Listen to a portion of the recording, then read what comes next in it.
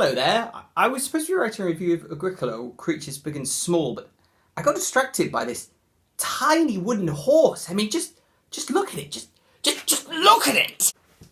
Agricola Prime, Big Boy Agricola, whatever.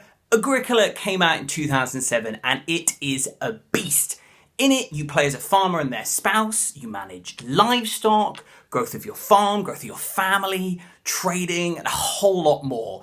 It weighs as much as an actual sheep, costs upwards of £70, and might not be a whole lot of fun for you. That is unless you enjoy Euro games that can take over 2 hours to play. Euro games of any nature are quite a hard sell to those of us who prefer something a bit more casual. I personally find I very rarely have the attention span for something that long, and it takes a special kind of Eurogame to really capture my heart. Let's fall in love. So Agricola, All Creatures Big and Small is a very, very, very condensed version of Agricola and focuses on the livestock management aspect. Your aim is to try and create the most diverse farm possible. You build paddocks that will enclose different types of animals. Animals will then breed, creating more animals, which will increase your need for larger paddocks, more buildings, and more resources. The player with the most diverse farm and thereby the most points at the end of 8 rounds wins. You might also have noticed that All Creatures Big and Small is quite a svelte little box. This is because, unlike Agricola Prime, that's designed for 1 to 5 players, All Creatures Big and Small is for just 2 players. So how have they done it? What dark magic is contained within these 4 cardboard corners?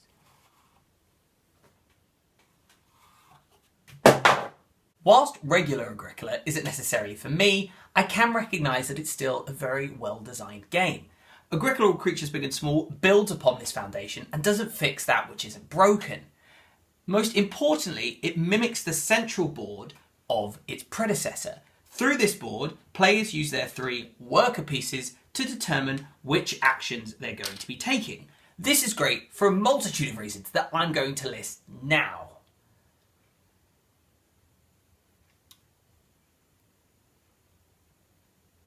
Reason number 1, it's accessible. By laying out every possible action available to you, All Creatures Big and Small doesn't overwhelm you with choice. You can clearly see what every action is, its cost, and exactly what you'll get. Reason number 2, it's tense. Each player picks an action in turn, with this action in particular determining who gets to be the starting player. You'll start out a round with a strategy in mind, but then you'll desperately have to fumble and make new exciting choices as you try to get wood. Reason number 3, it forces you to adapt. So what happens when another player takes the action you wanted? You've got to think on your feet, you've got to replan, it's exciting, you've got to act under pressure. Do you pick a horse or a cow? Horse, cow, horse, cow, horse, cow. Most Eurogames use these central boards to engender a spirit of competition between players, but due to the more expansive nature of most of them and the higher player count, this doesn't always work out. Agricola, All Creatures Big and Small sidesteps this issue by only being for 2 players. You have to bump up against each other because everything's so much more condensed, and you and the other player are fighting for the title of King of the Farms.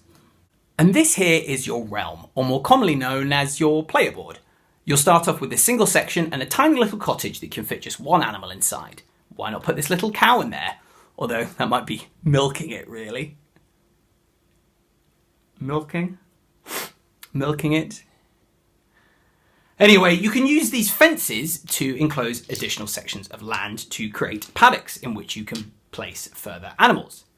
If you're successful enough, you can even airlift in extra sections of farm, just like real-life wealthy farm lords. Creating these paddocks then becomes a delicate game of risk-reward. Do you put a fence down here to make sure you get those sheeps, or perhaps a stable that acts as a border to ensure that you ensnare those tricksy horses? The only real criticism I have of All Creatures Big and Small is the presentation. While these wooden animals are nice and chunky and the punchboard is nice and thick, the art style is not so great.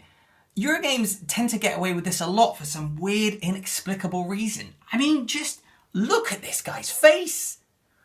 He's like the Comic Sans of people. Ultimately though, this is a fairly small obstacle for players to overcome. Agricola or Creatures Big and Small is a perfect example of how to take a larger game and adapt it into something smaller and more palatable, and it definitely deserves a place in your collection. Now, where did those tricksy horses get to? No. No. There you are. Enough of your horseplay. Horseplay, because it's a wooden horse. I'm sorry. I'll do better next time.